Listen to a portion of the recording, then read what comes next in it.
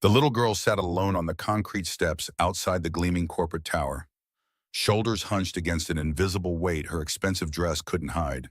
Her tiny hands trembled as she clutched a stuffed rabbit, missing one eye. Security guards walked past with barely a glance. Executives hurried by, attention locked on smartphone screens. Marcus Kane stopped. At 44, the lines around his eyes told stories his lips rarely shared. His weathered face surveyed the scene with automatic precision, posture shifting into that subtle defensive stance, old habits from his special forces days that had never quite faded. The worn maintenance uniform with his name stitched above the pocket contrasted sharply with the polished marble entrance of TechCore Industries.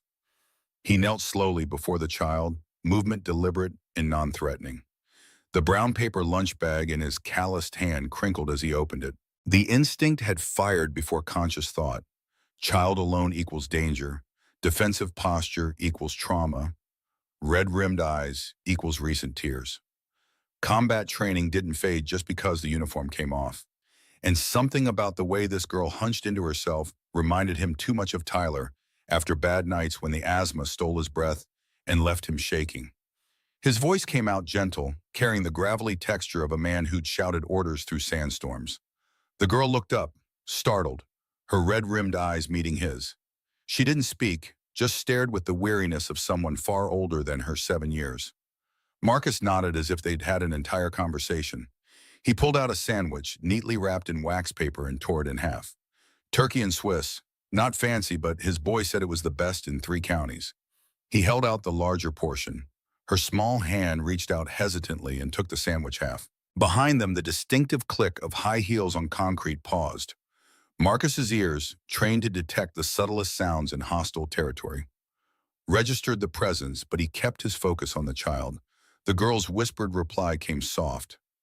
Lily. He settled beside her on the step, leaving careful space between them.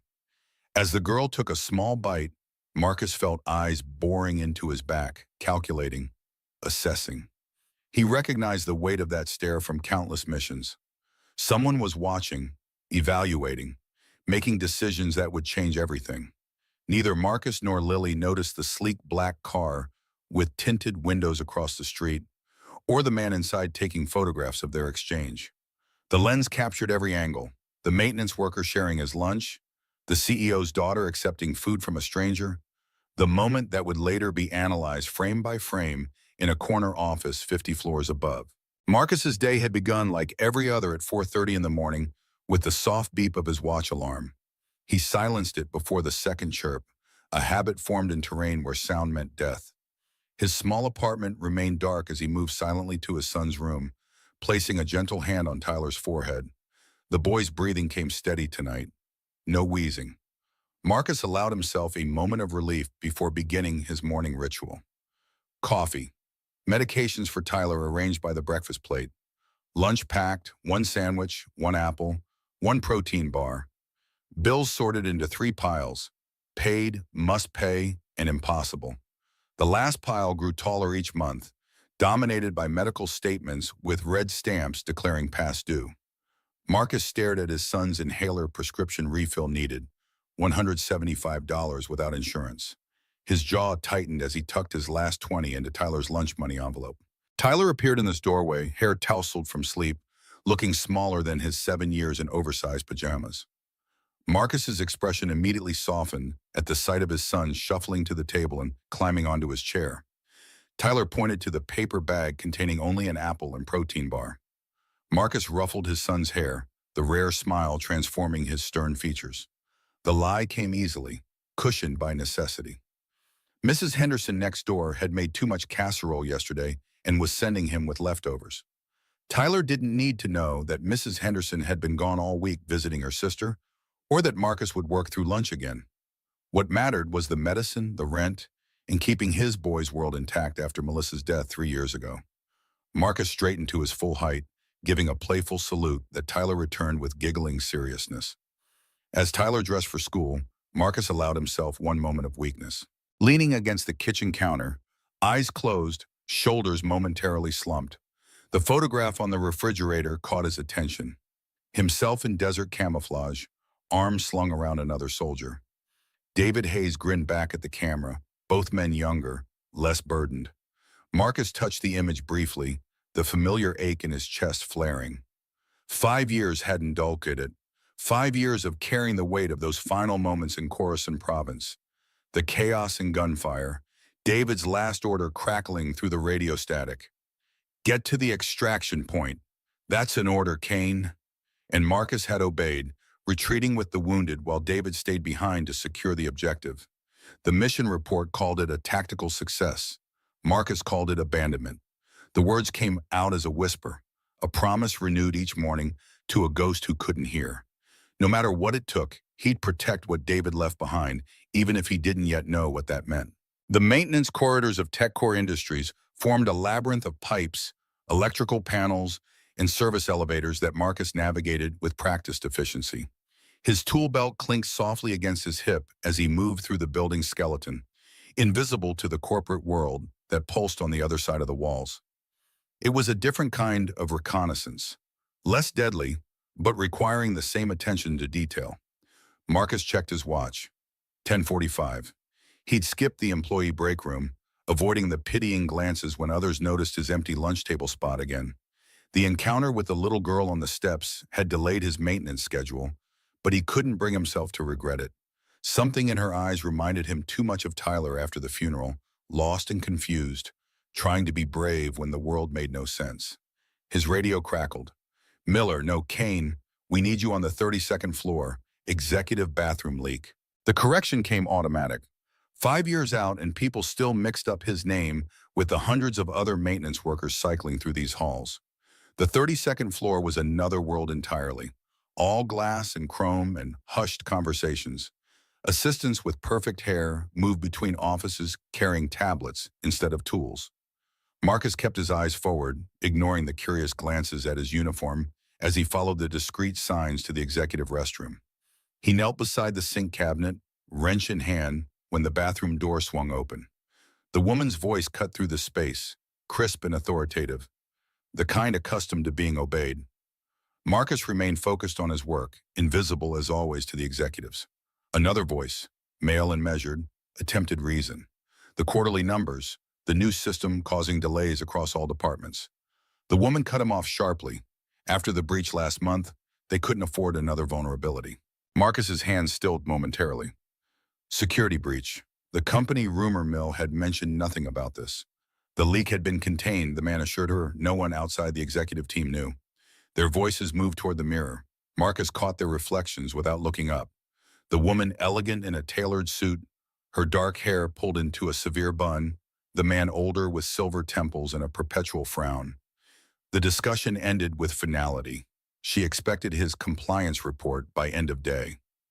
As they turned to leave, the woman's eyes flickered to Marcus for the first time. He kept his focus on the pipes, playing his role perfectly.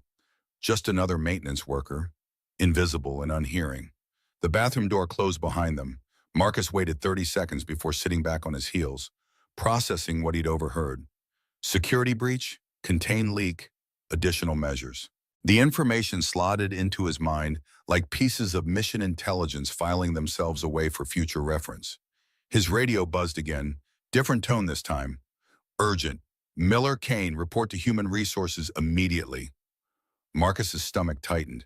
Had they realized he'd overheard? Copy that. Finishing up here first. The response came sharp. Negative. Now Kane. Executive order. The Human Resources office felt as sterile and impersonal as a military briefing room.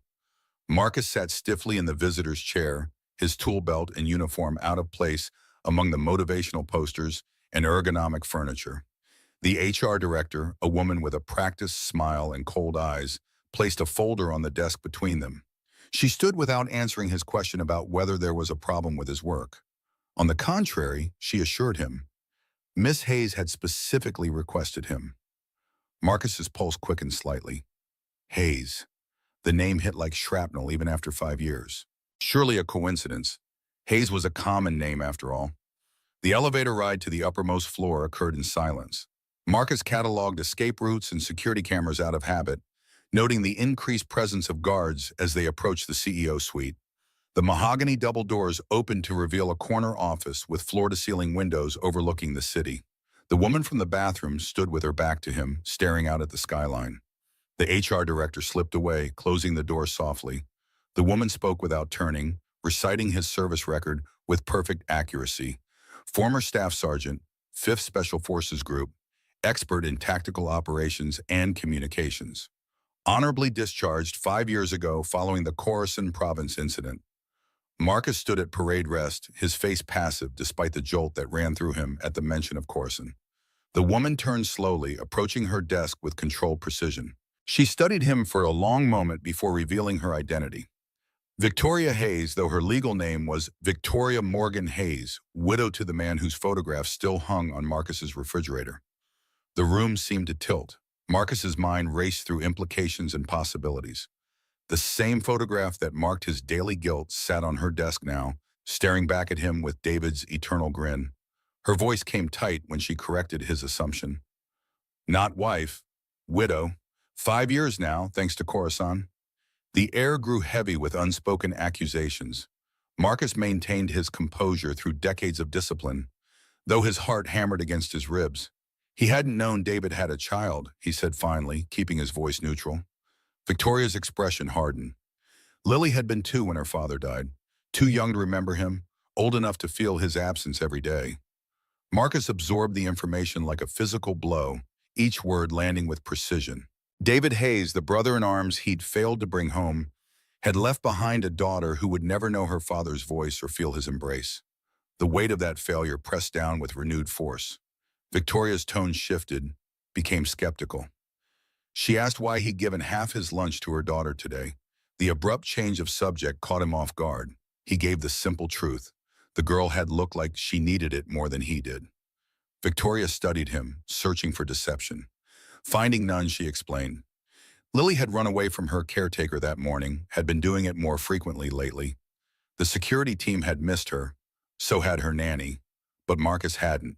He noticed things, Marcus said simply. Old habit. Victoria pressed a button on her desk. A moment later, the door opened and Lily entered, clutching her one-eyed rabbit. She stopped short when she saw Marcus, her eyes widening with recognition. The little girl rushed forward, stopping just before Marcus, suddenly shy but vibrating with eagerness. Victoria spoke gently, introducing him as someone who had worked with Lily's father. The transformation in the child's expression came instantly. She wanted to know everything. Had her daddy been brave? Had he been kind? What had he been like? Marcus knelt to her level the way he always did with Tyler. The words felt inadequate for the bond forged in gunfire and blood, but they were true enough. David had been the bravest man Marcus ever knew, had saved his life more than once. Lily's small face lit up with each confirmation, soaking in details about a father she'd never remember. Victoria watched this exchange with an unreadable expression. After a moment, she spoke to her daughter about a piano lesson waiting. Lily looked disappointed but nodded, asking if Marcus would be there again. Before he could answer, Victoria interjected. Kane worked here. They'd talk more about this later. When the door closed behind Lily, the atmosphere in the room changed instantly. Victoria's professional mask slipped, revealing raw emotion beneath. She snapped that he shouldn't have told the girl those things. Marcus straightened to his full height, confused about which part she meant. Any of it, Victoria clarified. Did he have any idea how difficult it had been raising a child who constantly asked about a father she never really knew? Every new detail became an obsession. Marcus remained silent, sensing the grief beneath her anger. Victoria composed herself with visible effort, returning to her desk and resuming her CEO persona. She had a proposition for him, she announced, one that would benefit them both. She'd reviewed his employment file, she continued. 3 years with building maintenance despite being significantly overqualified. Performance evaluations were excellent, but he'd turned down 2 promotions. A man with his skills could earn far more elsewhere. Marcus gave the simple explanation. He needed the flexibility for his son, who had severe asthma. The schedule worked for doctor appointments. Victoria nodded, demonstrating knowledge she shouldn't have possessed. Tyler, age 7, his wife Melissa had died in a car accident 3 years ago. She noted his surprise at her thoroughness. Research, she explained. Due diligence. The proposition came direct. She needed someone she could trust.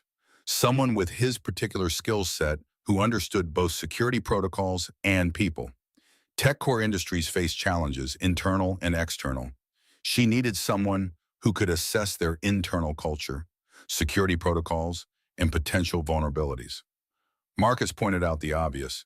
He was a maintenance technician, not corporate security. Victoria's tone sharpened. She told him not to insult her intelligence. He'd been special forces. His technical aptitude scores were off the charts. He was observant, resourceful, and clearly capable of discretion. Most importantly, he'd known David. The last three words landed like precise strikes. Marcus's expression didn't change, but something flickered in his eyes. Victoria slid a folder across the desk. The position was Special Advisor for Operational Integrity, working directly with her.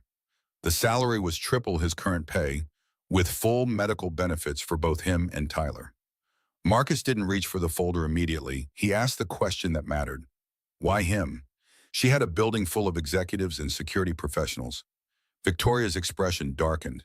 Because someone inside this company was trying to steal technology that could change the world. Technology David had helped develop, and she didn't know who she could trust. The pieces began falling into place. Marcus asked if she trusted him because of David. Victoria's voice softened fractionally. She trusted him because he'd stop for her daughter when no one else did, and because David had trusted him with his life. That kind of judgment meant something. Marcus finally opened the folder.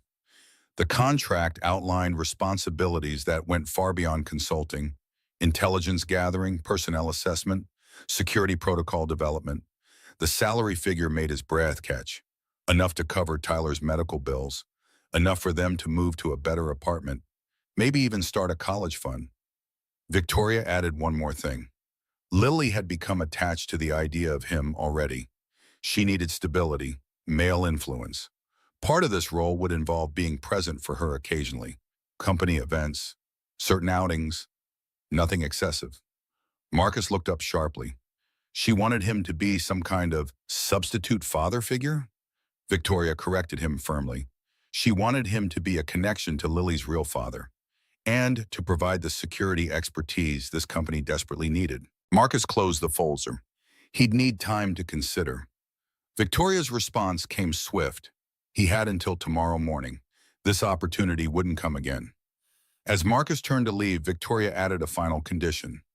No one could know about this arrangement. As far as anyone was concerned, he was a corporate culture consultant who'd impressed her with his people skills. Marcus paused at the door. With all due respect, he didn't lie to his son. Victoria countered smoothly. Then he should consider it classified information, something she imagined he was familiar with. Their eyes locked in silent battle. Finally, Marcus gave a curt nod and left, the weight of the decision already pressing down on him.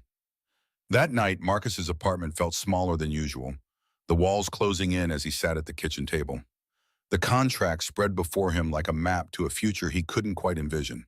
Tyler was asleep in the next room, his breathing monitored by the second-hand medical device Marcus had repaired himself. The photograph of David stared up from beside the contract, a ghost from another life. Marcus ran a hand over his face, exhaustion seeping into his bones. His phone vibrated with a text message. Need your decision by 8 a.m. The sender's initials followed. A second message arrived immediately after. Tyler's medical coverage would be retroactive to today. All existing bills covered. Marcus stared at the messages, anger and gratitude warring within him.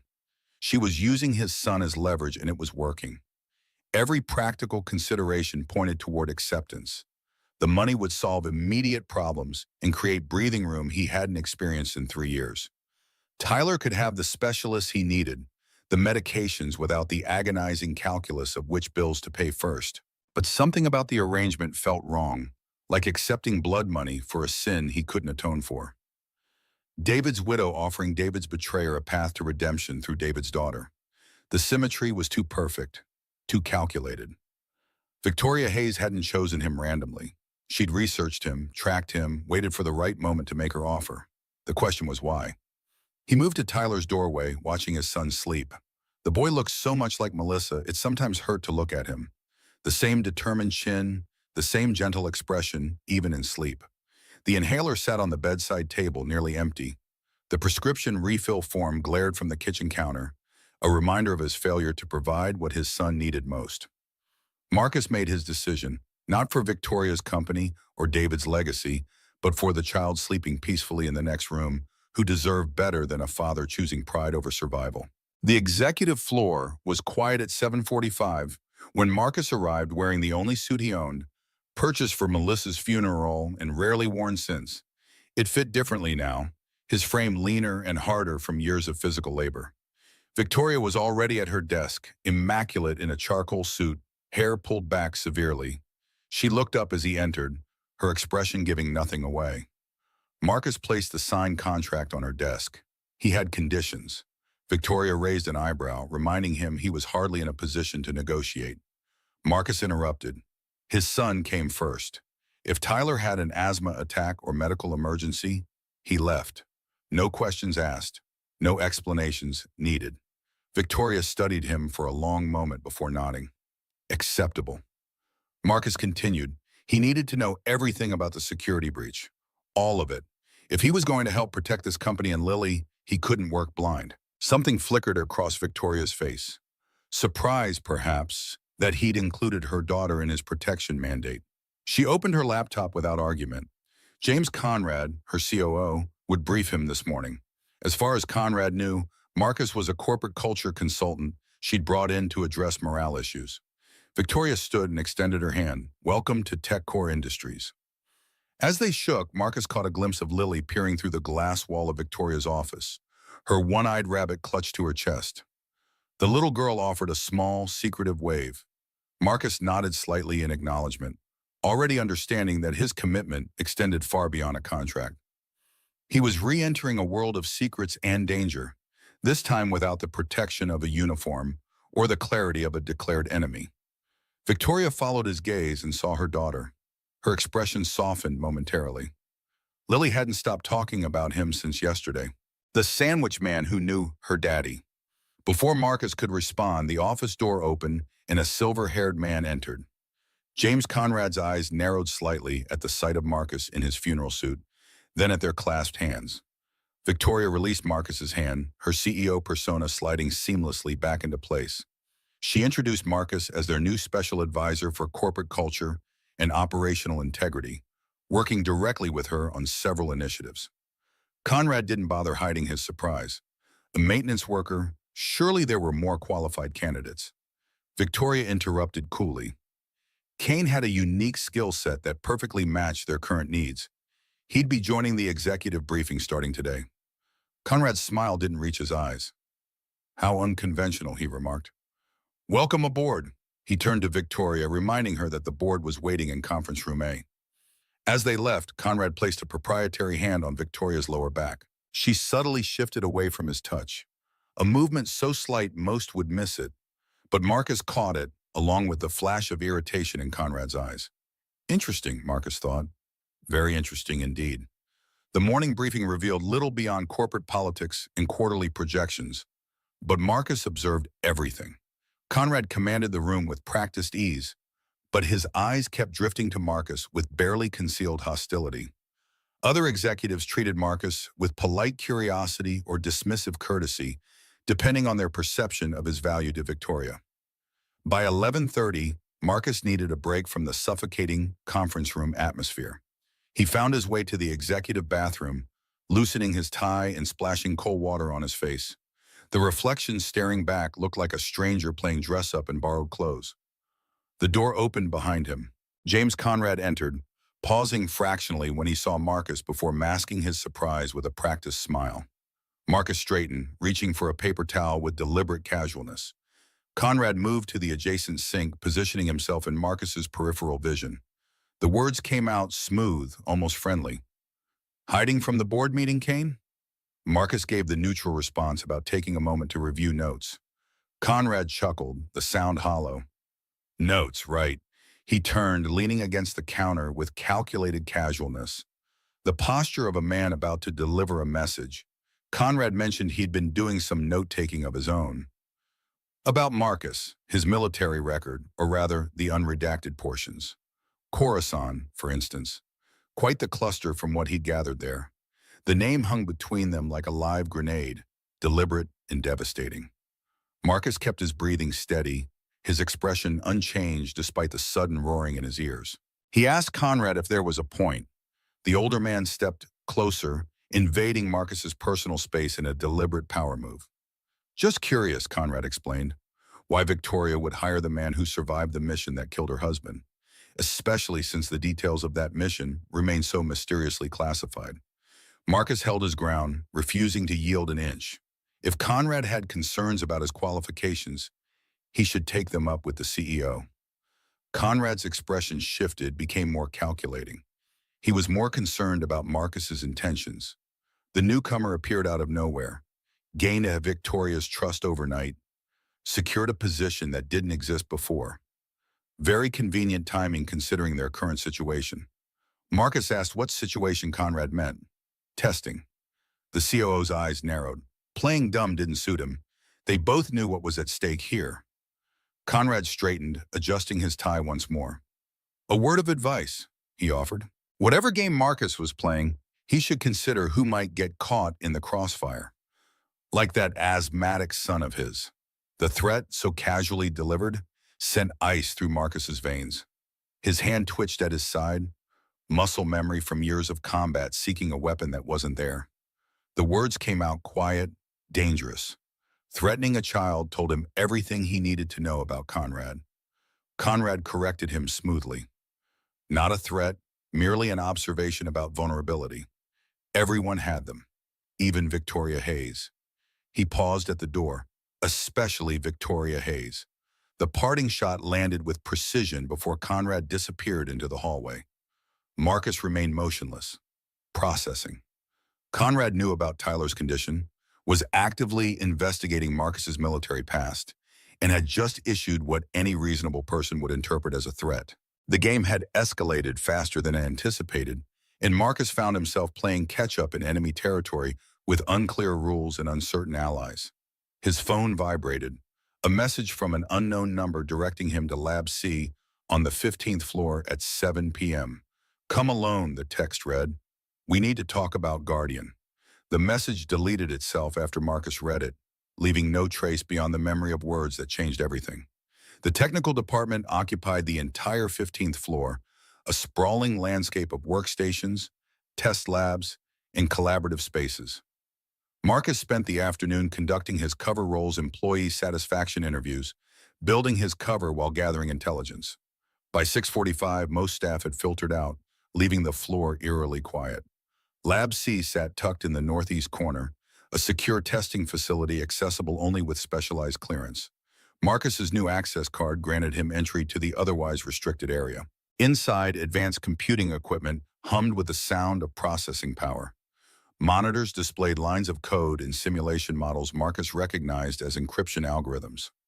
A woman sat at a terminal, her back to the door, fingers flying across a specialized keyboard. She spoke without turning around, noting he was 3 minutes early. Military habit, Marcus replied. The woman spun her chair to face him, revealing sharp intelligence in her eyes and skepticism in her expression. She introduced herself as Jennifer Park, lead encryption engineer and one of David Hayes' original team members. Unlike the other staff who'd been either nervous or dismissive of Marcus's questions, she regarded him with open suspicion. These didn't sound like culture questions, she observed. They sounded like security audit questions. Marcus gave his prepared response about company culture, including how safe people felt, both physically and digitally. Jennifer wasn't buying it. His background in building maintenance qualified him for this role. How exactly? Marcus smiled slightly. People talked around the maintenance guy, revealed things they wouldn't to official investigators. Jennifer studied him with the intensity of someone trained to spot deception. She asked what he was really doing there. Victoria Hayes didn't hire people without specific purpose. Marcus decided to take a calculated risk. He asked what she knew about Guardian's security protocols being altered. Jennifer's eyes widened slightly, confirmation that he'd struck a nerve. She glanced around the open workspace, then lowered her voice. Not here, she said. They needed to talk somewhere private. She suggested they meet again in after hours when fewer eyes were watching. Marcus agreed, recognizing the weight of what she wasn't saying.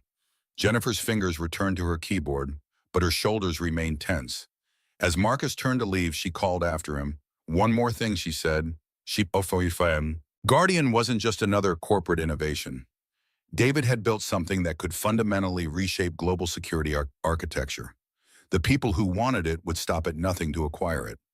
The parking garage was deserted at 10:55 p.m., concrete structure echoing with distant sounds of the city.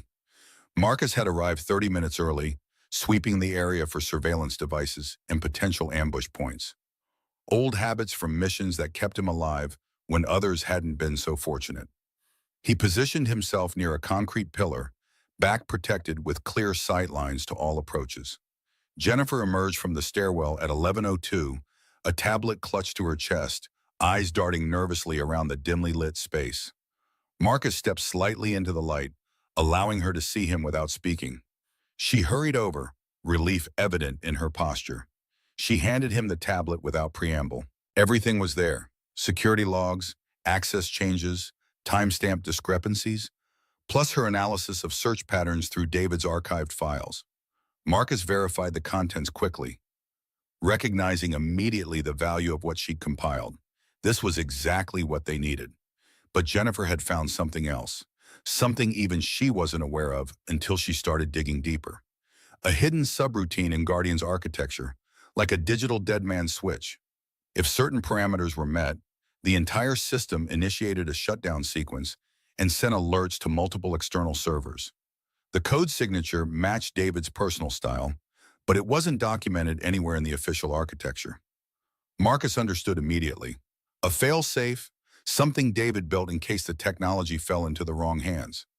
Jennifer nodded, then revealed more. The subroutine contained encrypted coordinates, physical locations, 5 of them. Marcus concluded the obvious, the fragment locations. David had built a map into the system itself. Jennifer confirmed, but accessing those coordinates required an encryption key she didn't have. Without it, they were just meaningless strings of numbers. Marcus secured the tablet inside his jacket, already planning his next moves. He told Jennifer to go home, using a different route than she'd come, and to delete any copies of this data from her personal devices. Jennifer mentioned she'd already done that. The tablet contained the only copy. As she turned to leave, she offered a final warning. If Conrad was really trying to steal Guardian, he wouldn't stop at corporate espionage. David had believed this technology could change global security paradigms. People had killed for less. Marcus acknowledged the warning with grim understanding. After Jennifer departed, he remained in the garage for several more minutes, processing the new information. The fail-safe, the coordinates, the systematic security degradation, all pieces of a puzzle that was beginning to take shape. His phone vibrated, an unknown number. Marcus answered cautiously. The voice on the other end made his blood run cold, gruff, authoritative, carrying the distinctive cadence of military command. A voice he hadn't heard in 5 years but would recognize anywhere. Colonel Richard Mitchell, Marcus's former commanding officer, the man who'd led the Khorasan mission and then disappeared into retirement amid whispers of classified operations gone wrong. Mitchell's appearance now, at this precise moment, couldn't be coincidence. The colonel suggested they talk, face to face. There were things Marcus needed to know about Khorasan, about David, about what he'd walked into at TechCorps. Marcus spotted the black sedan in the northwest corner, exactly where Mitchell said it would be. Against every instinct screaming caution, he approached. The window lowered, revealing Mitchell's stern features, more gray than Marcus remembered, deeper lines around his eyes. But the command presence unchanged. Mitchell told him to get in before someone saw them together. Time was short, and Marcus was in deeper than he realized. Inside the car, Marcus asked the obvious question. What was Mitchell doing here? The colonel's response came measured and direct. Same thing as Marcus, protecting David Hayes' legacy and trying to keep Marcus alive long enough to finish what they'd started in Khorasan. The revelation hit like a physical blow. Marcus had spent 5 years believing Khorasan was a disaster, a failed operation that got good men killed. Mitchell asked if that's what Marcus thought happened, that they'd failed. The alternative Mitchell presented was almost too much to process. What if Khorasan wasn't about the target or the prototype at all? What if the real mission objective had been accomplished precisely as planned? Marcus stared at his former commander, implications racing through his mind. Mitchell pulled out a secure phone displaying the surveillance photos. Conrad meeting with several men in various locations. Former intelligence operatives now working private sector. Known brokers for technological black markets. All connected to a group that would very much like to own global encryption standards for the next decade. The pieces were falling into place with devastating clarity. Mitchell explained that he'd been watching tech core industries since David's death, waiting for the opposition to make their move. Conrad wasn't just a corporate thief. He was connected to the same people who'd been waiting in Coruscant, people who'd been after this technology for years. Marcus asked the question that had haunted him for 5 years. What really happened to David? Mitchell's expression grew grave. David didn't die because the mission failed. He died because it succeeded. He'd found something in that compound, something beyond the prototype they were sent to secure, something worth dying to protect. The Guardian fragments, Marcus murmured, understanding crystallizing. Mitchell looked surprised that Marcus knew about them. Knowledge gained just hours ago from Jennifer's hidden subroutine. Mitchell nodded slowly. David had always thought 3 steps ahead, had known the risks when he volunteered for Coruscant. Marcus's old anger resurfaced, raw and bitter. Then why send him at all? Why not extract the prototype another way? Mitchell's answer cut through Marcus's defenses, because David was the only one who could verify what they were really after. The prototype had been bait. They'd known it was compromised. What they needed was confirmation of who was waiting on the other end of that transaction. Marcus processed this, reconstructing that night with new context. The unexpected resistance, the way David had insisted on securing the prototype himself, sending Marcus to escort wounded team members to extraction. The final radio transmission. Get our men out. That's an order, Kane. Words Marcus had interpreted as desperate improvisation were actually the culmination of a carefully orchestrated plan. Mitchell produced a small flash drive, explaining that it contained evidence of Conrad's operations, surveillance on his team, financial transfers to known operatives, communication intercepts, enough to prove Conrad was working for the same network they'd encountered in Coruscant. Tomorrow's board meeting wasn't just about Guardian, Mitchell warned. It was about removing Victoria from power. Conrad had gathered enough board support to force a vote of no confidence. Marcus recognized the pattern immediately. Classic corporate coup: eliminate leadership, create chaos, extract valuable assets during the confusion. Mitchell confirmed Marcus's assessment, then added the critical detail. Marcus needed to secure the remaining fragments first. If Victoria was removed tomorrow, Conrad would have full access to company systems within hours. The question Marcus dreaded asking finally emerged. Where were the remaining fragments? Mitchell's expression turned grim. He had one. The final fragment. Mitchell hesitated before continuing. David had entrusted it to Marcus. He just didn't know it yet. Marcus insisted that was impossible.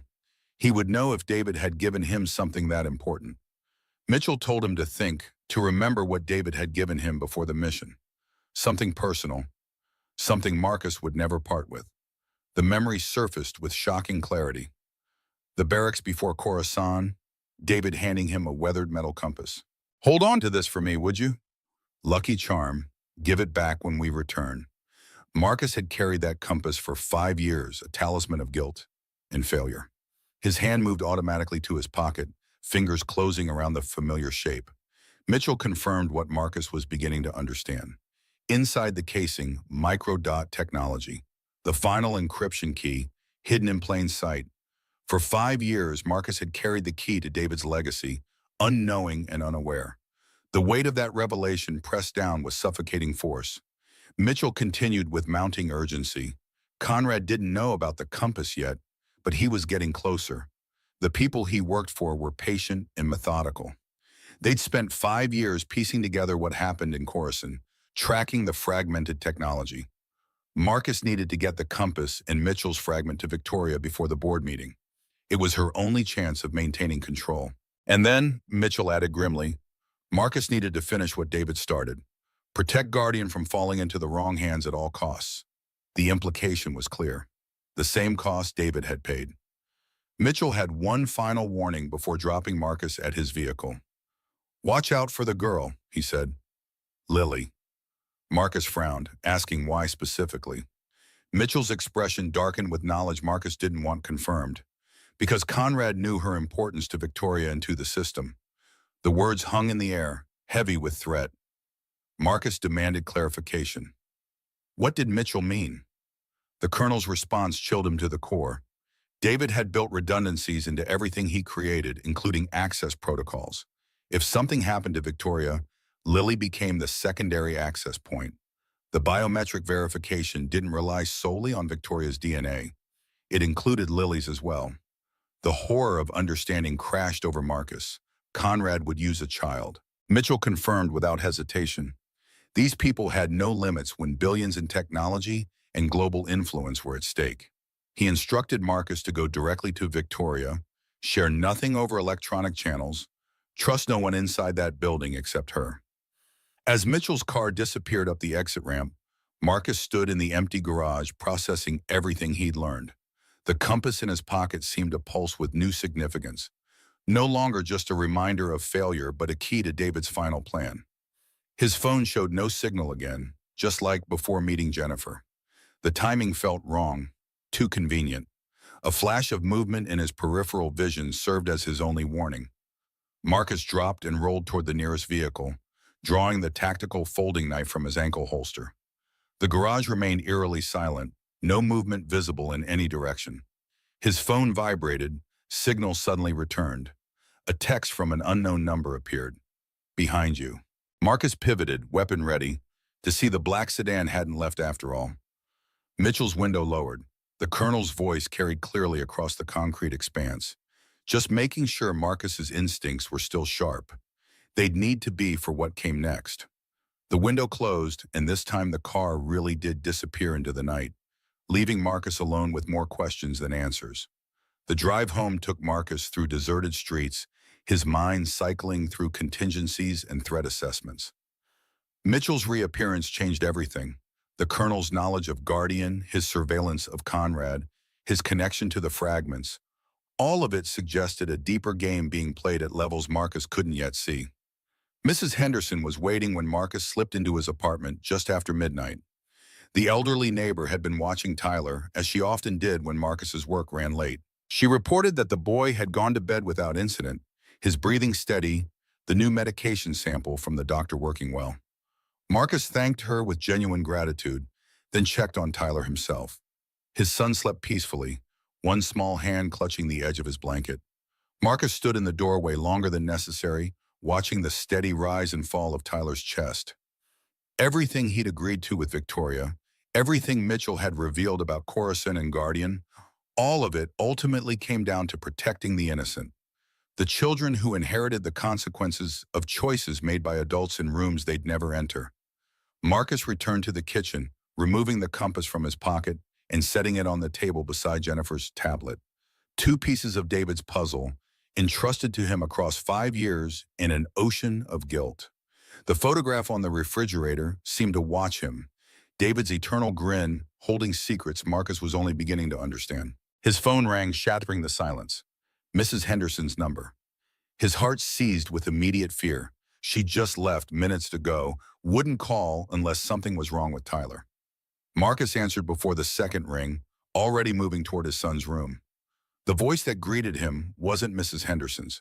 It was younger, panicked, sobbing.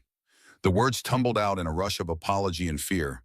A man had come to the door, shown identification from Tyler's school, said there was an emergency with Tyler's asthma medication. Mrs. Henderson had believed him, had let him take Tyler.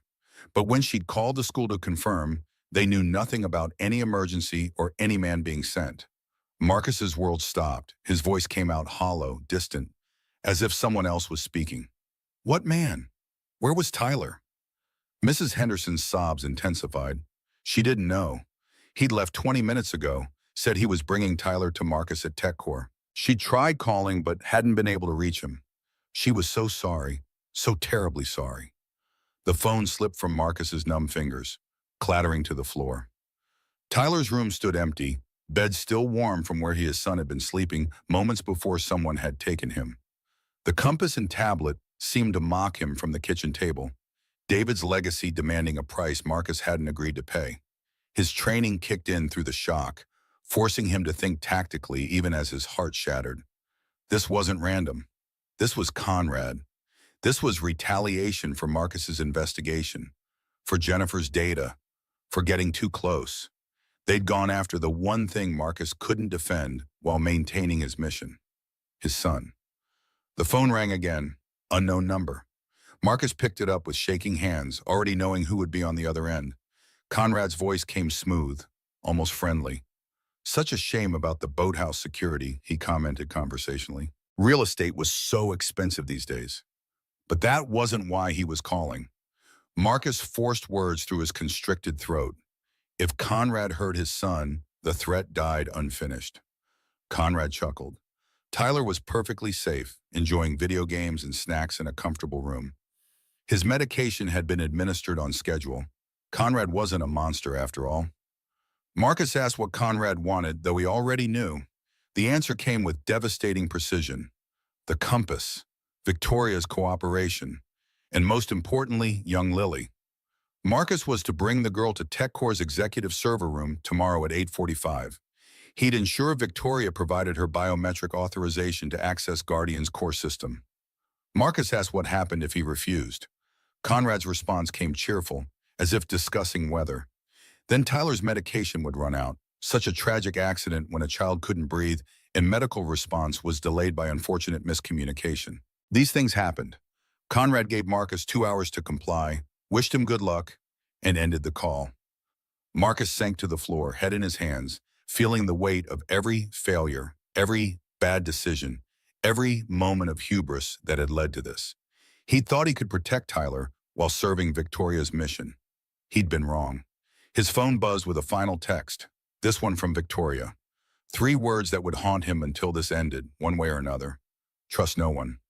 Marcus called Victoria at 12:47 in the morning. She answered on the first ring, her voice sharp with alertness despite the hour.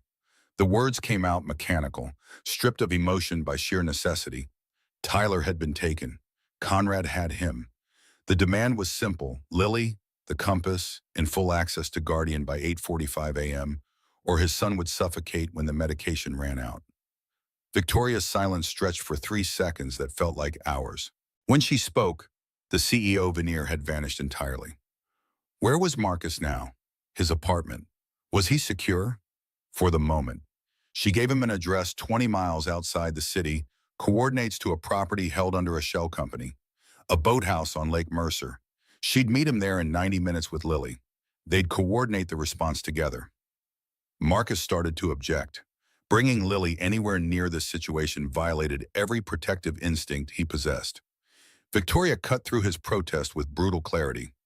Conrad already knew about Lily's biometric access. Whether they brought her or not, she was already a target. Better to control the situation than react to it. Marcus recognized the tactical logic even as everything in him rebelled against using a 7-year-old as part of any operational plan. He gathered what he needed in under 5 minutes. The compass, Jennifer's tablet, a go-bag he'd maintained since leaving the service that he'd hoped never to use again. The Glock from his nightstand, cleaned and loaded, felt like an old friend returning after a long absence. He was halfway to his car when his phone buzzed with a message from Mitchell. The colonel had been monitoring Conrad's communications. 4 mercenary contractors had just been activated.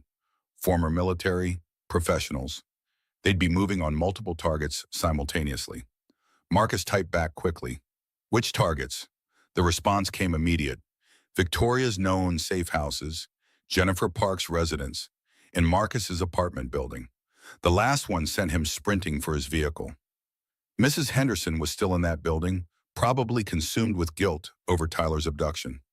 He called her as he drove, telling her to leave immediately, to go to her sister's place and not return until he contacted her. She started to ask questions.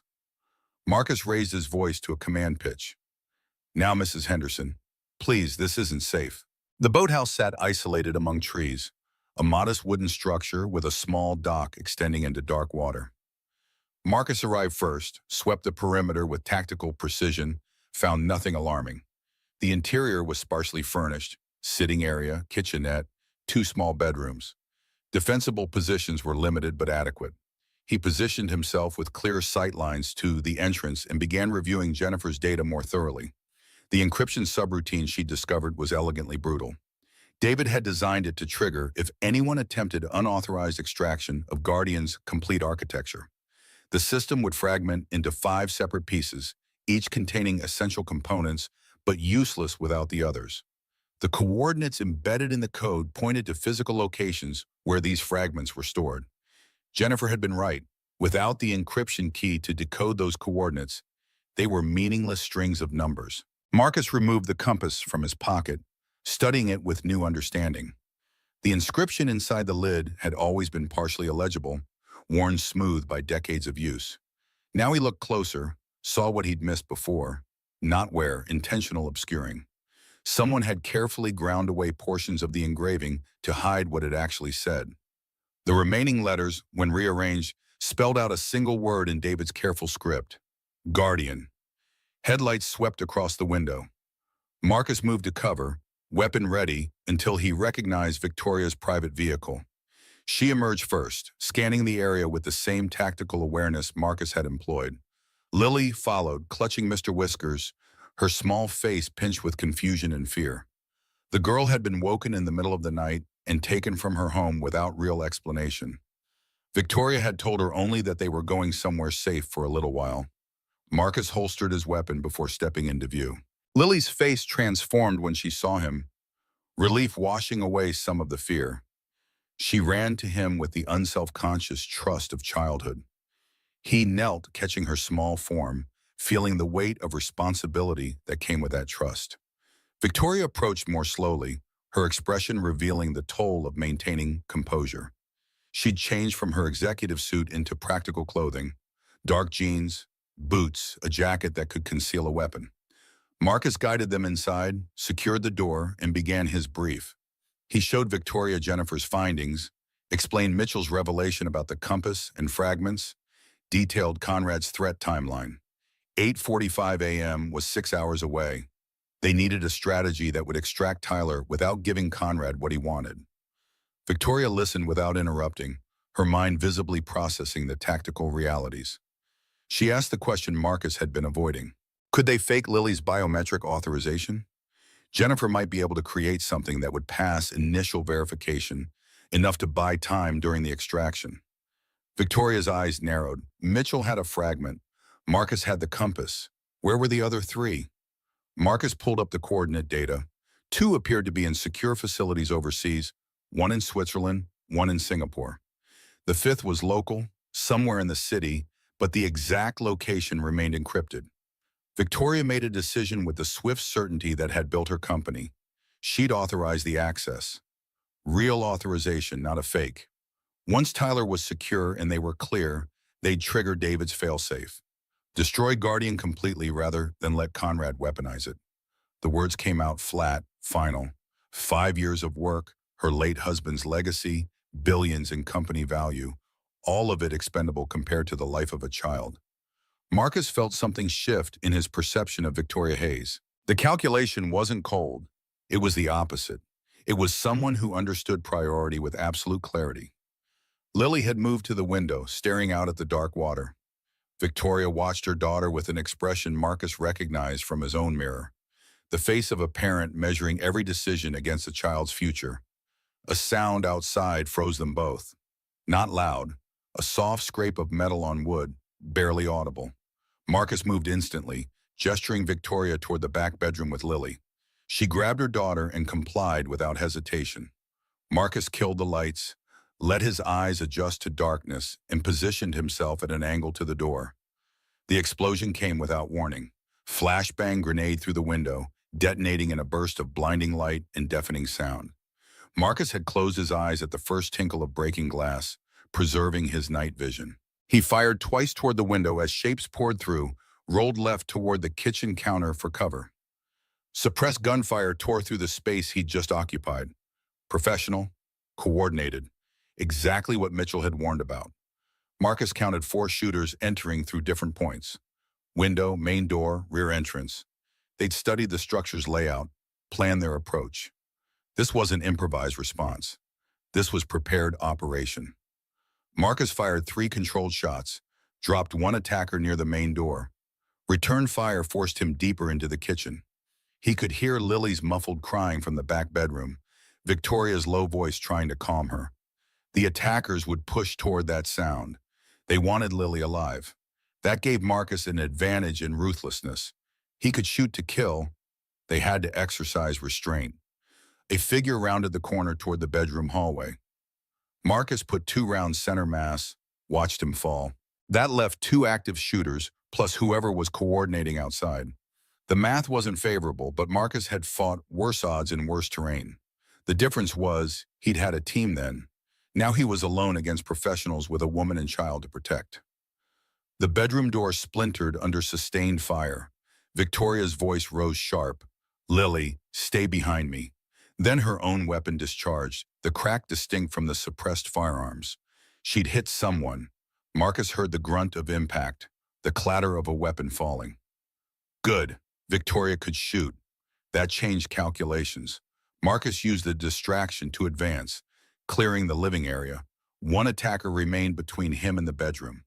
The man had pressed himself against the wall, trying to get an angle on Victoria without exposing himself to Marcus's position. Marcus fired once, missed intentionally high.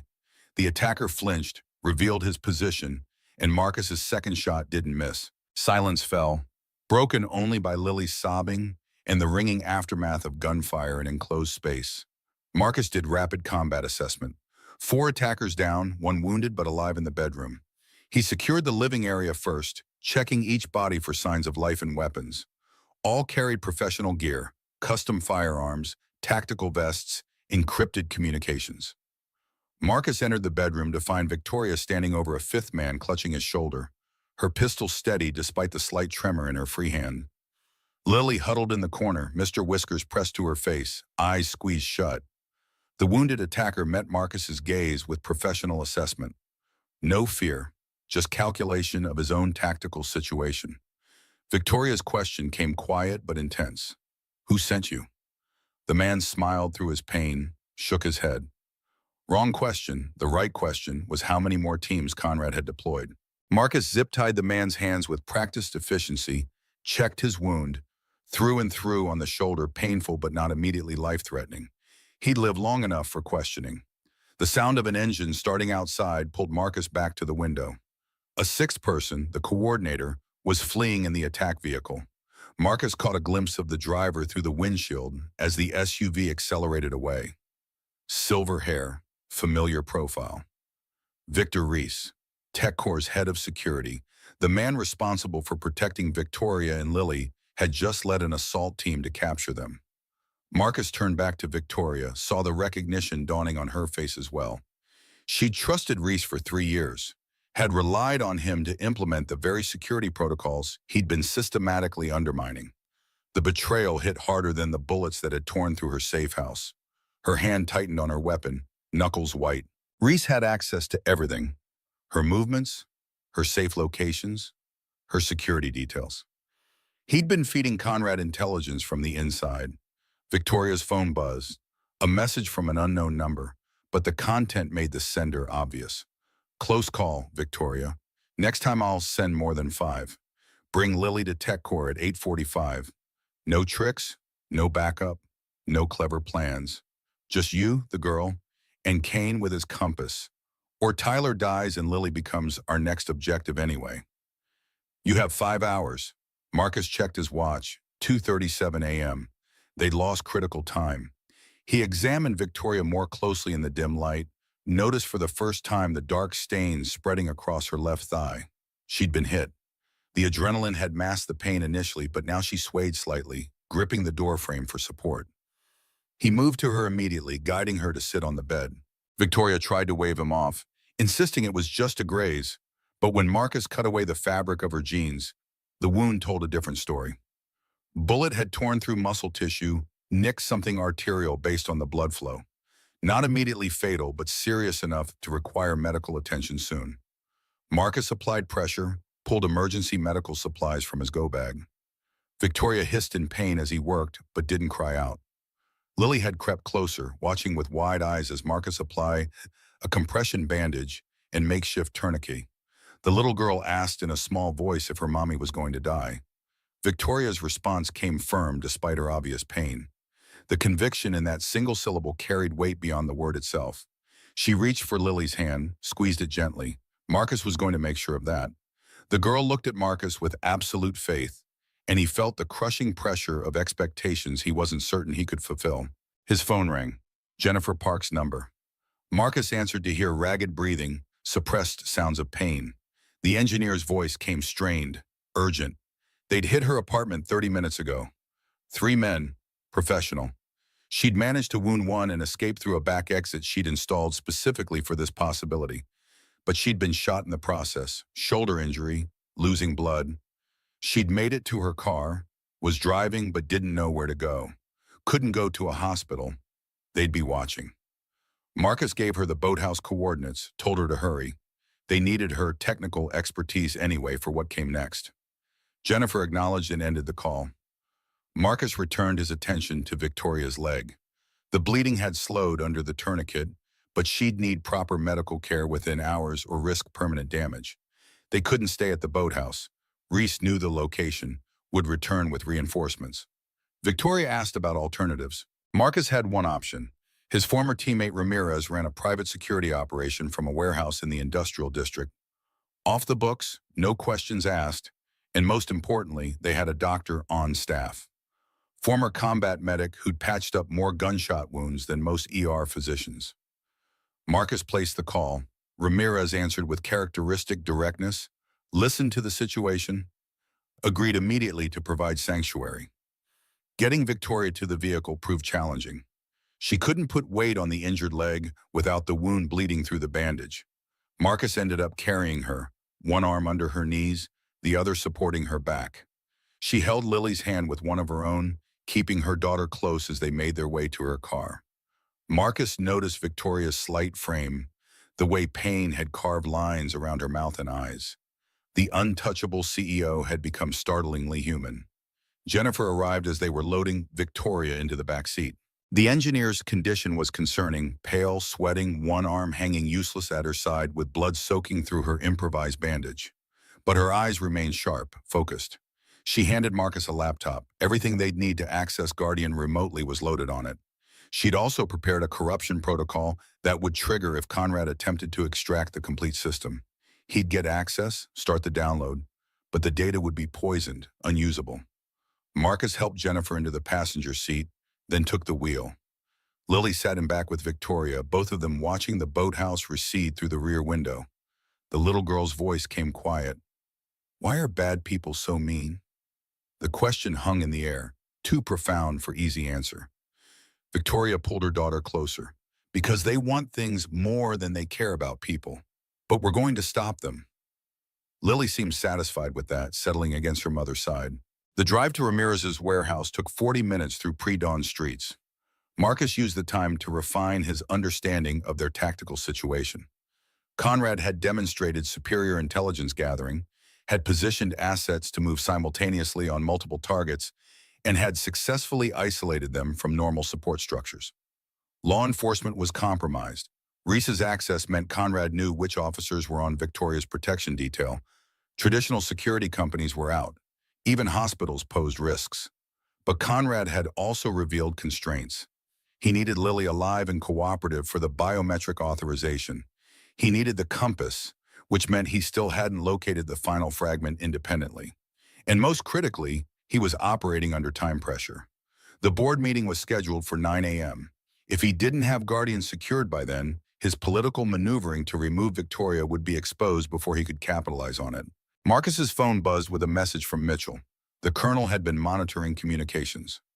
Conrad was scrambling to locate them, had teams sweeping known TechCore safe houses and properties associated with Victoria. But Mitchell had also acquired something useful: the access codes for TechCore's maintenance tunnels and service corridors. Paths through the building that bypassed standard security checkpoints. When the time came to infiltrate, Marcus would have routes Conrad wouldn't anticipate.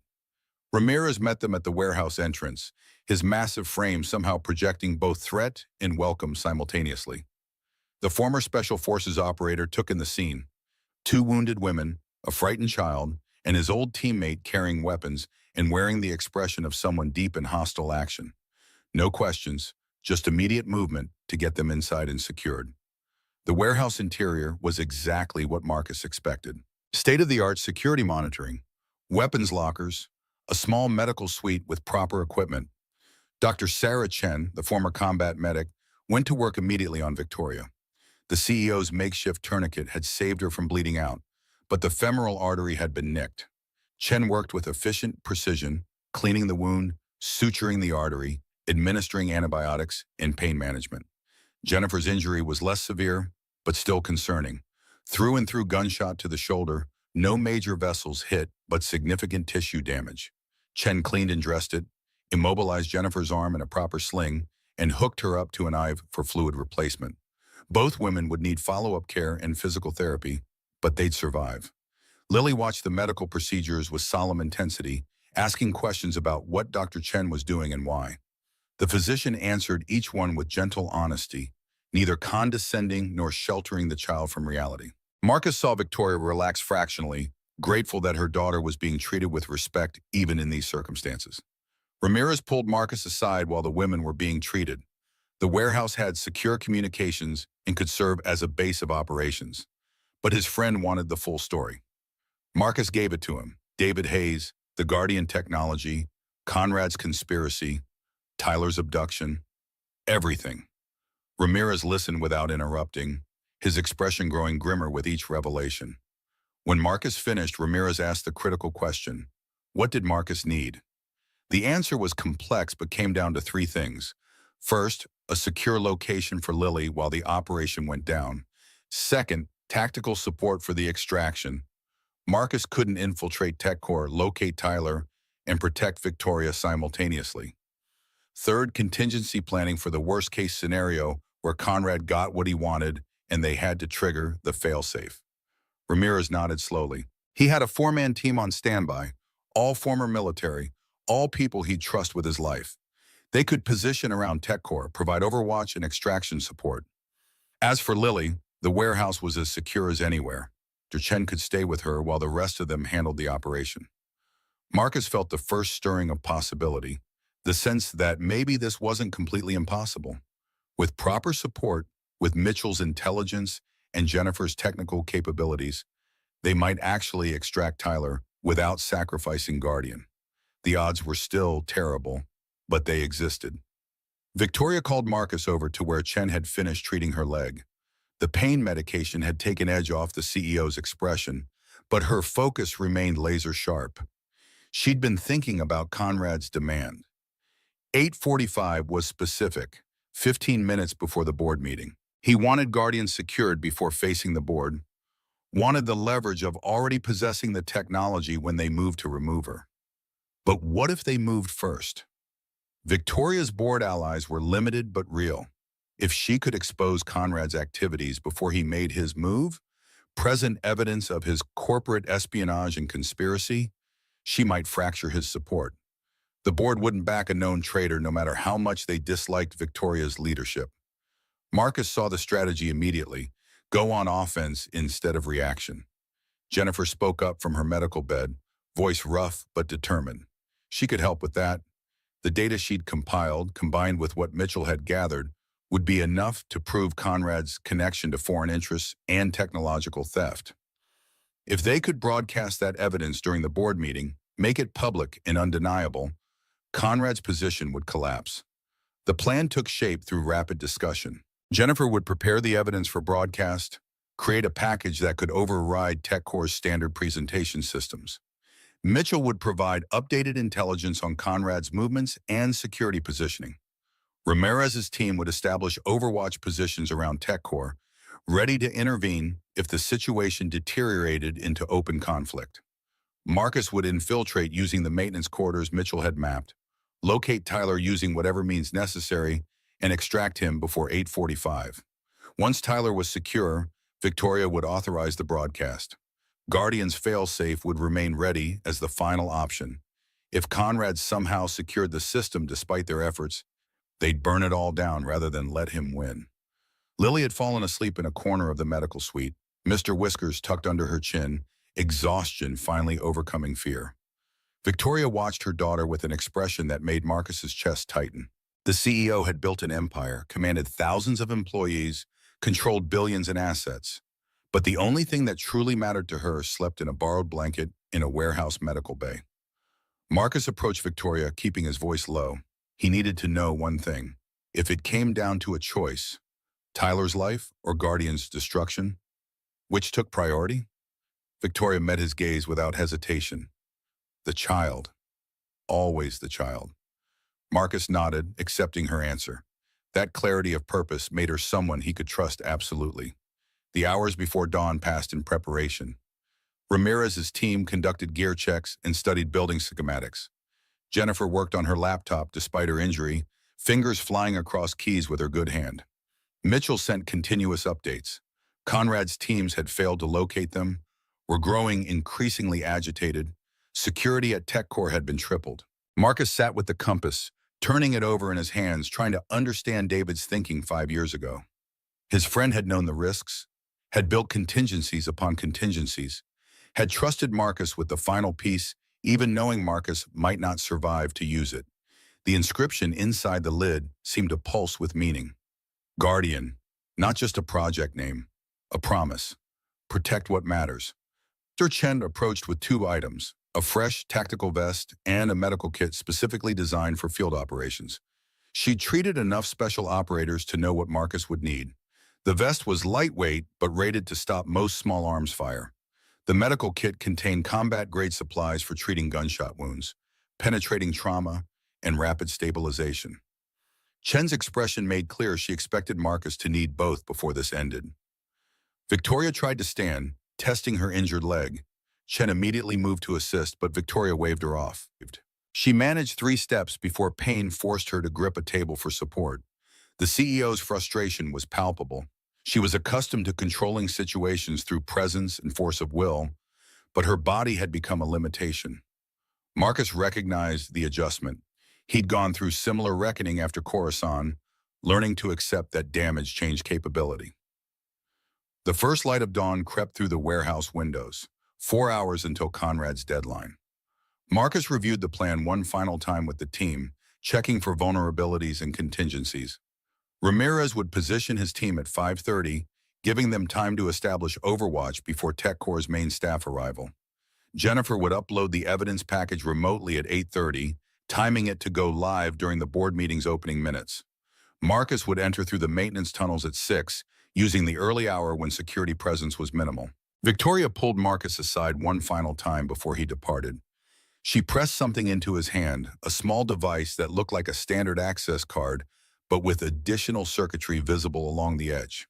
CEO override, she explained. It would open any door in TechCore, disable any electronic lock, and grant access to systems even Reese couldn't block. Her voice dropped to barely audible. Bring Tyler home, whatever it takes. Marcus pocketed the card, checked his weapons one last time, and headed for the door. Ramirez clasped his shoulder in the warrior's grip of comrades heading into uncertain combat. Jennifer gave him a thumbs up with her good hand. Lily had woken, was watching from Victoria's side with those 2 old eyes that had seen more violence in one night than most children experienced in lifetimes. The little girl's voice stopped Marcus at the threshold. Mr. Whiskers says you'll win because you're fighting for someone you love. The observation, delivered with childhood's absolute conviction, hit harder than any tactical briefing. Marcus knelt, meeting Lily's gaze at eye level. He'd do everything he could. That was all anyone could promise. Lily nodded solemnly, satisfied with the truth. Outside, the city was waking up, oblivious to the private war being waged in its corporate towers and industrial districts. Marcus drove toward TechCore with dawn breaking behind him, carrying the weight of too many promises to too many people. The compass sat heavy in his pocket, David's legacy demanding completion. Tyler was somewhere in that building, frightened and alone, counting on his father to do the impossible. Marcus had done impossible things before, in deserts halfway around the world, with brothers in arms who'd believed in each other absolutely. He'd failed those brothers once, failed David when it mattered most. The guilt of Coruscant had shaped 5 years of his life, driving every decision, coloring every interaction. But maybe that guilt had been misplaced. Maybe David's sacrifice had been exactly what he'd intended. Not failure, but completion of a mission Marcus was only now beginning to understand. The maintenance entrance to Tech Core sat unmarked on a side street, used by service vehicles and contract workers who kept the building functional. Marcus swiped Victoria's override card, watched the heavy door click open, and stepped into the building's hidden architecture. The real infiltration had begun. The maintenance corridors beneath Tech Core smelled of concrete dust and machine oil. Marcus moved through the narrow passages with practiced silence, following Mitchell's mapped route toward the executive levels. The building's infrastructure surrounded him: electrical conduits, ventilation shafts, water pipes, all the hidden systems that kept the corporate world above functioning while remaining invisible to those who profited from them. His earpiece crackled with Ramirez's voice. Teams in position, north side, south side, and east approach all covered. West side had too much open ground for effective overwatch, but 3 out of 4 angles was better than Marcus had expected. Mitchell's voice joined the channel moments later. Conrad arrived 20 minutes ago with Reese. They're in the server room, sub-level 3. 6 security personnel with them, all armed. Tyler's confirmed present. Marcus's heart rate spiked at the confirmation. His son was alive, was in the building, was close enough to reach. The knowledge steadied him even as it intensified the stakes. He checked his watch, 6:47, almost 2 hours until Conrad's deadline, but early arrival might catch them off guard. The element of surprise was the only real advantage Marcus possessed. Jennifer's voice came through next, strained with pain but focused. Upload package ready. Evidence compiled from 19 different sources, cross-referenced and verified. Once it hits TechCore's network, every terminal in the building will receive it simultaneously. Conrad won't be able to suppress it fast enough. Marcus acknowledged, continuing his advance through the tunnels. The route Mitchell had mapped had brought Marcus to a service elevator typically used for moving equipment between floors. Victoria's override card granted access, and Marcus ascended alone in the cramped space. The elevator opened into another maintenance corridor, this one running parallel to the executive server room. Through the wall, Marcus could hear muffled voices, Conrad's distinctive cadence, Reese's rougher tones, and underneath it all, a child crying. Tyler's sobs cut through Marcus like physical wounds. His son's voice called out, asking for his father, asking why this was happening, begging to go home. Marcus pressed his forehead against the cool metal of the wall, forcing himself to breathe through the surge of paternal fury. Rage made operators sloppy. He needed cold precision, not hot emotion. The access point Mitchell had identified was an old ventilation grate, wide enough for a man to squeeze through if he moved carefully. Marcus removed the grate with slow deliberation, minimizing noise. The shaft beyond descended at a 45-degree angle, dropping toward the server room's elevated ceiling. Marcus wedged himself into the confined space and began the controlled descent. The server room spread below him through the grate's slats. Banks of equipment lined the walls, climate control keeping the temperature precisely regulated. In the center, a glass-enclosed control station housed the primary terminals. Conrad stood at one console, Reese at another. 6 security personnel were positioned strategically, 2 by the main entrance, 2 covering the emergency exits, 2 mobile patrols circulating. And there, in a chair near Conrad's position, sat Tyler. His son looked small and terrified, arms wrapped around himself, face red from crying. The inhaler sat on the console beside Conrad, deliberately visible, deliberately out of Tyler's reach. The message was clear: cooperation or suffocation. Marcus assessed angles and distances with the automatic calculations of his training. 7 hostiles, all armed with professional-grade weapons. Tyler in the center of the room, maximum exposure. Any firefight would put his son directly in the crossfire.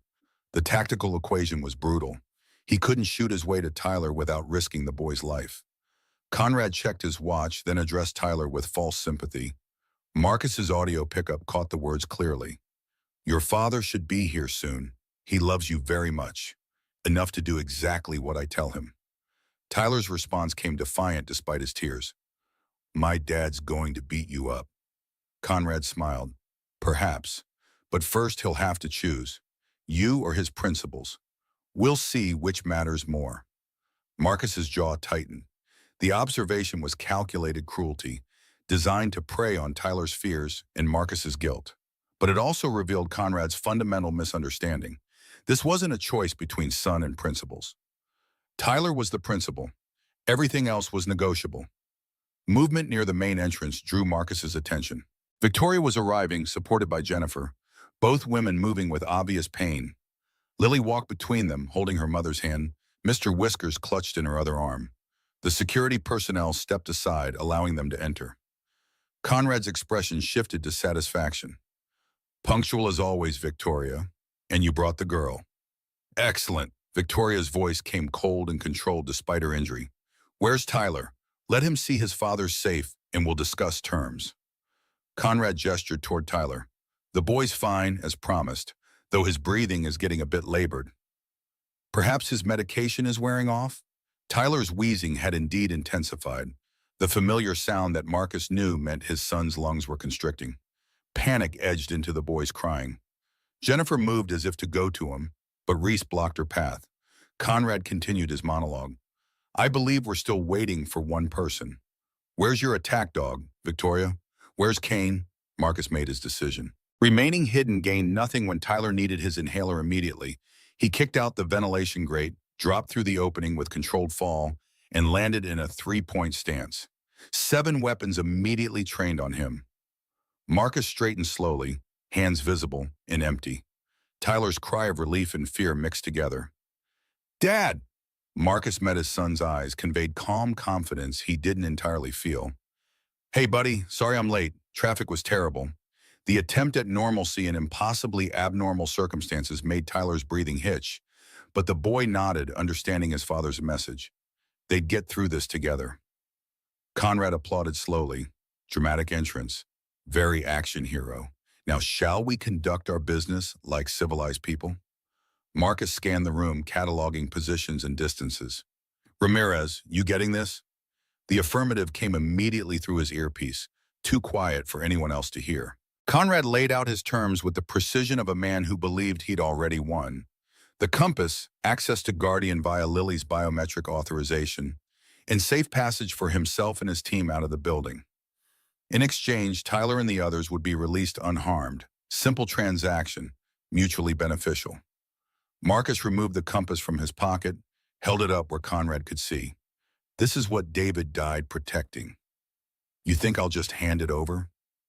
Conrad's expression didn't change. I think you'll do whatever necessary to save your son. That's not weakness, Kane. That's being human. Most people would make the same choice. The words carried weight beyond their surface meaning.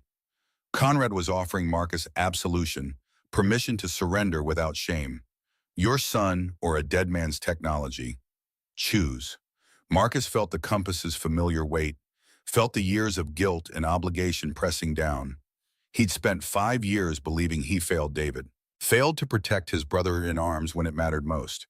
But David had known exactly what he was doing in Coruscant, had made his choice consciously, deliberately, with full understanding of consequences. He'd trusted Marcus to make the right choices too, even if those choices weren't obvious in the moment. The real failure would be letting Conrad turn David's sacrifice into a weapon. Marcus met Victoria's eyes across the room.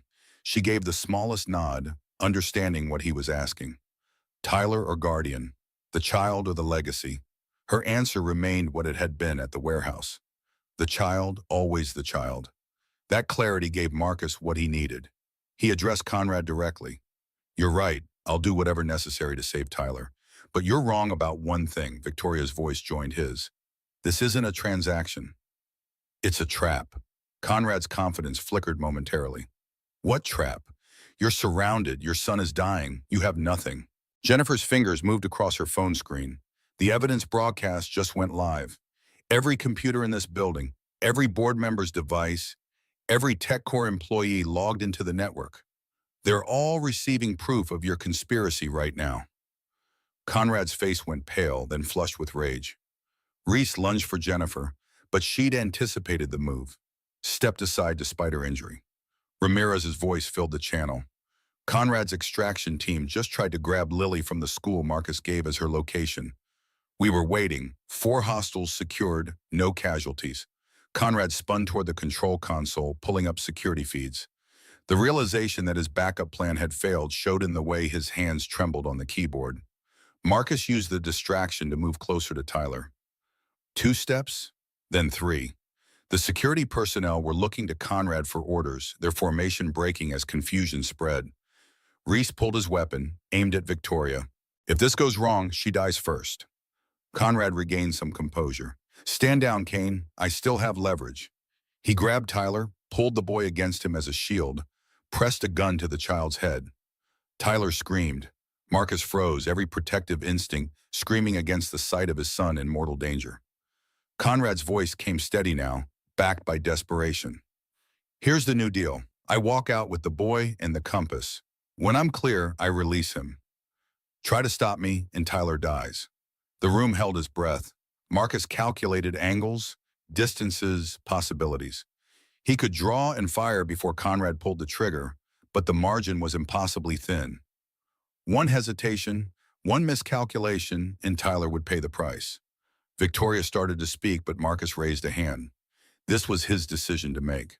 Marcus met Tyler's terrified gaze, saw his son trying desperately to be brave. The boy had spent 7 years watching his father choose duty and sacrifice, had learned that real strength meant enduring pain for the greater good. But that wasn't the lesson Marcus wanted Tyler to carry forward. Some things mattered more than missions.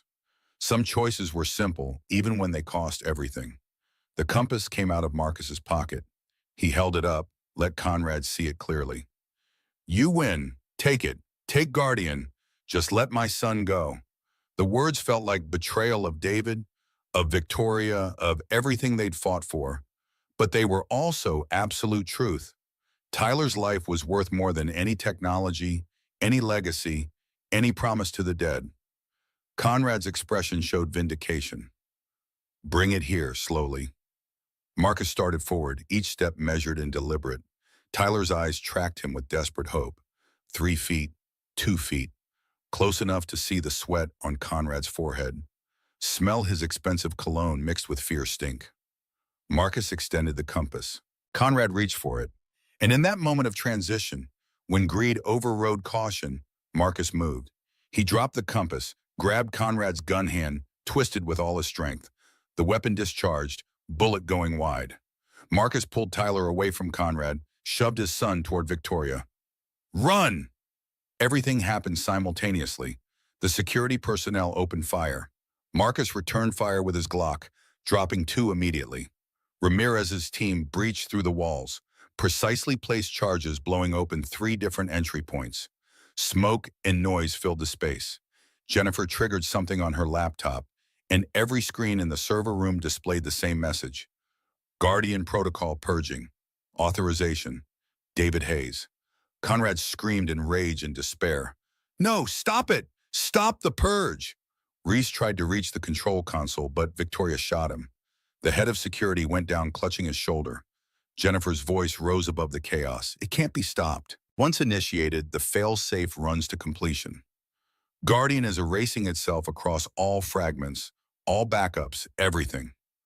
Marcus had Tyler behind him, was covering their position with suppressive fire. Ramirez appeared through the smoke, massive and unstoppable, his team providing covering fire. Get them out! Marcus pushed Tyler toward his former teammate. Ramirez caught the boy, started back toward the breach point. But Conrad had recovered his weapon, was tracking Ramirez's retreat. Marcus saw the shot coming, saw Conrad's finger tightening on the trigger, aimed at Tyler's back. He threw himself into the line of fire. The bullet himself hit his shoulder, spinning him around, sending him down hard. The pain came white-hot and all-consuming, but Marcus's training kept him moving. He fired twice from the ground. Both shots hit Conrad's center mass. The COO stumbled backward, crashed against the server rack, slid down, leaving a smear of blood. His eyes remained open, shocked and accusing, as life left them. Reese tried to crawl toward Conrad's body, but Victoria stood over him, weapon steady. The fight had gone out of TechCore's former head of security. He lay still, hands visible, surrendering. The screens continued their merciless countdown. Guardian Purge, 89% complete. Years of work, billions in value, David Hayes' final legacy, all of it disappearing into digital oblivion. Victoria watched it happen with an expression Marcus couldn't quite read. Not grief, exactly, something closer to relief. Ramirez returned, medical kit in hand, went to work on Marcus's shoulder. The wound was through and through, painful but manageable. Tyler hovered nearby, tears streaming, asking if his dad was okay. Marcus managed a pained smile. Been through worse, buddy. This is nothing. The lie was obvious but necessary. Building security was responding, drawn by the sounds of gunfire and explosions. But Mitchell's voice came through with reassurance. I've been feeding them false information about the breach locations. By the time they figure out where you really are, you'll be clear. Ramirez coordinated the extraction, his team moving with practiced efficiency. Jennifer remained at her console, watching Guardian's death throes. Purge, 97% complete. She turned to Victoria, apology in her expression. 5 years of work. David's dream. I'm sorry. Victoria shook her head, leaning heavily on Lily. The dream was protecting people from surveillance and oppression, not becoming a weapon for the highest bidder. David would understand. The final percentage ticked over. Purge, 100% complete. Guardian protocol terminated. All data destroyed. David Hayes. Final authorization acknowledged. The screens went dark. In server rooms in Switzerland and Singapore, in secure facilities and hidden locations around the world, the same erasure was occurring. Guardian had ceased to exist. Conrad's body lay still against the servers. Reese was zip-tied and under guard. The cost of victory surrounded them in spent brass and blood. But Tyler was safe. Lily was safe. And the technology that had demanded so much sacrifice would never be used to harm anyone. The extraction moved fast. Ramirez's team provided cover as they made their way through the breached walls, into the maintenance quarters, toward the service entrance where vehicles waited. Marcus carried Tyler despite his wounded shoulder, unwilling to let his son out of reach for even a moment. The boy clung to him, face buried against his father's neck, breathing easier now with his inhaler restored. They emerged into early morning sunlight. Police sirens wailed in the distance, drawn by multiple reports of explosions and gunfire at TechCore Industries. But Ramirez's extraction vehicles were anonymous, blending into normal traffic as they departed in different directions. Mitchell's voice came one final time through the earpiece. You did it. David would be proud. Marcus wasn't sure about that. He'd destroyed what David built, had chosen his son over David's vision of a more secure world. But maybe that was exactly what David would have wanted. Maybe the real lesson of Coruscant wasn't about sacrifice and duty. Maybe it was about knowing when to let go, when to choose life over abstract principles. The safe house Ramirez provided was comfortable but unremarkable, a suburban rental that could have belonged to anyone. Tyler fell asleep almost immediately, exhausted by fear and adrenaline crash. Marcus sat beside his son's bed, watching him breathe, counting each steady inhalation and exhalation like precious gifts. Victoria was in another room, getting her leg properly treated by Dr. Chen, who'd arrived with additional medical supplies. Jennifer had passed out from pain and blood loss, was sleeping under sedation. Lily had curled up next to her mother, refusing to leave Victoria's side. The little girl's resilience amazed Marcus. She'd witnessed violence and terror, but hadn't broken. Ramirez found Marcus an hour later, brought him coffee and news. Conrad was dead, officially killed during a corporate espionage operation gone wrong. Reese was in custody, singing like a bird to avoid terrorism charges. The evidence broadcast had worked. TechCore's board was in emergency session, several members already demanding investigations. Victoria's position was secure for now, though the company's stock had crashed when Guardian's destruction became public. Marcus asked about his teammates' assessment of the operation. Ramirez was quiet for a moment. You won, brother. Got your boy back. Stopped the bad guys. Protected the innocent. That's a complete mission by any standard.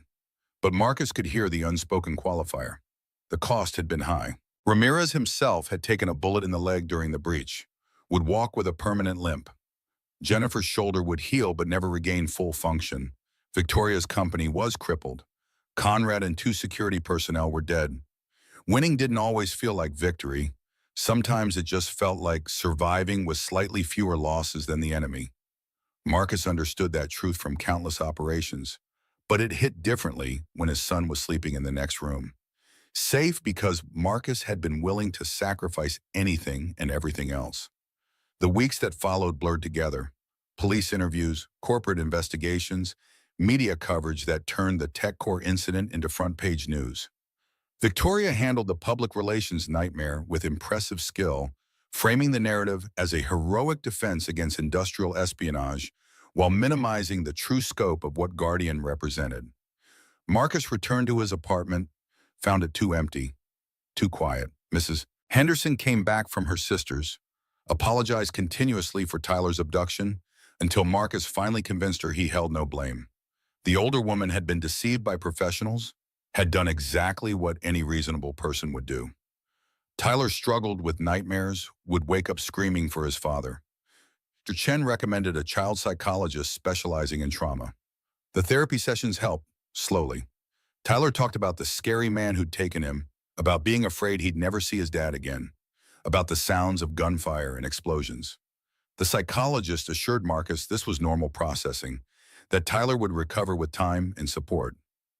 1 month after the incident, Marcus received a message from Victoria, simple and direct. Park tomorrow 2 p.m. There was a particular park equidistant between their homes, a place with playgrounds and walking paths. Marcus agreed, brought Tyler along. Victoria was already there when they arrived, sitting on a bench with Lily. The CEO's leg was still in a brace, would require several more months of physical therapy. But she was walking, was healing. Lily saw Tyler and ran over with genuine joy, the two children greeting each other like old friends bonded by shared trauma. Marcus sat beside Victoria, watching the kids move toward the playground equipment. They sat in comfortable silence for several minutes before Victoria spoke. The board forced me to step down as CEO. Temporary medical leave officially, probably permanent once they find a replacement they like better. Marcus asked if she minded. Victoria considered the question. A month ago, I would have. The company was everything. David's legacy, my identity, my purpose. She gestured toward Lily, now climbing on monkey bars with Tyler's enthusiastic encouragement. But watching her laugh like that, seeing her just be a kid without the weight of the world pressing down, maybe losing the company is a gift in disguise. Marcus understood that sentiment more than he could articulate. Sometimes you had to lose what you thought mattered to discover what actually did. Victoria turned to face him directly. I never properly thanked you for saving Lily at the boathouse, for risking everything to stop Conrad, for choosing Tyler over Guardian when it came down to it. Marcus shook his head. I destroyed 5 years of David's work, erased technology that could have protected millions of people. Some might say I failed him. Victoria's voice came firm, allowing no argument. You protected his daughter. You demonstrated that human life matters more than any invention. That's exactly what David believed. You didn't fail him. You honored him in the only way that really counts. The words settled something inside Marcus that had been restless and uncertain. Lily's voice called out from the playground. Mommy, Mr. Kane, watch this. Both adults turned their attention to the children. Lily was showing Tyler how to cross the monkey bars, the two of them coaching each other through the challenge. Victoria's observation came soft. They're good for each other. Lily needs someone who understands what she went through. Tyler needs someone who makes him feel brave instead of afraid. Marcus nodded. Maybe they could arrange more of these meetings. Let the kids build a friendship that might help them both heal. The afternoon sun cast long shadows across the park. Other families played nearby, living normal lives with ordinary problems. Marcus had spent years feeling separate from that normalcy, marked by his military service and subsequent losses. But maybe the distance wasn't as vast as he'd believed. Maybe he'd been a father all along, had just needed circumstances desperate enough to clarify his priorities absolutely. Tyler ran back to them, breathless and happy. Dad, Lily says her mom might buy a house near us. Is that true? Marcus looked at Victoria questioningly. She offered a small smile. I've been looking at properties in this neighborhood. Quieter than downtown, better schools, good for Lily. Tyler's excitement was palpable. Can she? Please? The transparent hope in his son's voice made Marcus's chest ache in the best way. Victoria addressed Tyler directly. Would you like that? If Lily and I lived nearby, we could have dinners together sometimes. Maybe watch movies on weekends. Tyler's enthusiastic agreement came immediate and wholehearted. Marcus met Victoria's gaze over his son's head. She was offering more than proximity. She was offering connection, maybe even the possibility of something that looked like family. The complications were obvious. She was David's widow. Marcus was the man who'd survived while David hadn't. Their relationship was built on trauma and shared crisis. But maybe that foundation was stronger than it appeared. Maybe surviving impossible situations together created bonds that normal circumstances couldn't forge. Lily returned, tugging on Victoria's sleeve. Mommy, I'm hungry. Can we get ice cream? Victoria agreed, asked if Marcus and Tyler wanted to join them. They walked together to a nearby ice cream shop. Two injured adults and two resilient children, making conversation about favorite flavors and playground equipment. At the shop, Tyler gravitated toward Victoria, asking her about the company and computers with the intense curiosity of a 7-year-old. Lily stayed near Marcus, showing him drawings she'd made of Mr. Whiskers having adventures. The natural way the children connected with both adults spoke to something forming, something that might eventually deserve the name family. As they ate their ice cream at a picnic table outside, Lily made an observation with the blunt honesty of childhood. Mr. Kane looks at Mommy the way Daddy did in pictures, like she's important. Victoria flushed slightly, but didn't correct her daughter. Marcus felt his own face warm. Tyler jumped in helpfully. Dad looks at everybody like they're important when he's trying to protect them. That's just his protection face. The adults made eye contact, shared a moment of understanding. Whatever was developing between them would need time, would need to evolve naturally without forcing. But the possibility existed, hung in the air like promise of spring after brutal winter. Marcus's phone buzzed with a message from Ramirez. His former teammate had recovered from his injury, was walking with a cane now. The message was characteristically brief. Team dinner Friday. Bring the kid, bring Victoria and Lily too if you want. We're all family now. Marcus showed the message to Victoria. She smiled. I'd like that. The afternoon wound down. Tyler and Lily made plans to see each other again soon, exchanged solemn promises to stay in touch. Victoria and Marcus agreed to coordinate schedules, to build regular contact that would benefit the children. As they prepared to part ways in the parking lot, Lily handed Mr. Whiskers to Tyler. He can visit you until next time. Tyler accepted the one-eyed rabbit with appropriate reverence, understanding the trust being placed in him.